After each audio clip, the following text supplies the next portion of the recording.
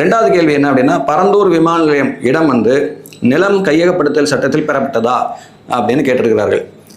இந்த பரந்தூர் விமான நிலையத்திற்கான இடம் வந்து நிலம் கையகப்படுத்தல் சட்டத்தில், அதாவது முக்கியமாக மத்திய அரசனுடைய நிலம் கையகப்படுத்தல் சட்டத்திற்கீழே வாங்கவில்லை.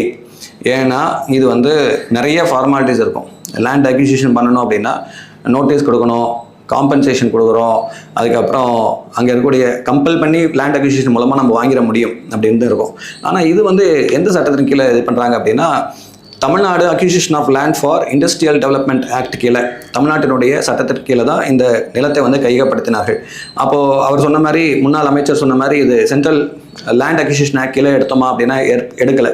ஏன் எடுக்கலை அப்படின்னா, இது சுலபமாக மக்கள்கிட்ட இருந்து நிலத்தை வந்து வாங்கிடலாம் அப்படிங்கிறதுக்காக இந்த சட்டத்தின் கீழே எடுத்தாங்க. இன்னும் சொல்ல போனோம் அப்படின்னா, இதில் மக்கள் கொடுத்துருக்கக்கூடிய அந்த 1700 ஏக்கர் நிலம் அப்படின்னு கொடுத்துருக்காங்க இல்லையா, அது விவசாயிகளிடமிருந்து எழுதி வாங்கப்பட்டது.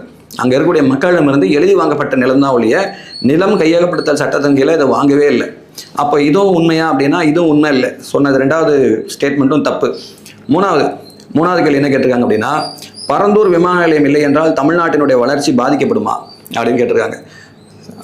மாண்புமிகு தமிழ்நாட்டினுடைய முதலமைச்சர் அவர்கள் வந்து என்ன சொன்னாங்க அப்படின்னா, நேற்று இந்த ப்ராஜெக்ட் வந்து பரந்தூர் விமான நிலையம் அப்படிங்கிற திட்டம் வந்து நாங்கள் கைவிடுறோம் அப்படின்னு சொன்னப்போ, இதுக்கு மாற்றாக நாங்கள் வந்து சில இடங்களை தேர்வு செஞ்சுருக்கிறோம், விரைவில் அந்த எந்த இடம் அப்படிங்கிறத அறிவிப்போம் அப்படின்னு சொல்கிறாங்க. அது மட்டும் இல்லாமல் இந்த விமான நிலையம், பரந்தூர் விமான நிலையத்திற்கு பதிலாக நம்மளுடைய மீனம்பாக்கம் ஏர்போர்ட் இருக்கு இல்லையா, அதில் டெர்மினல் 5 முனையம் 5 அப்படிங்கிறத நாங்கள் வந்து உருவாக்க போகிறோம்.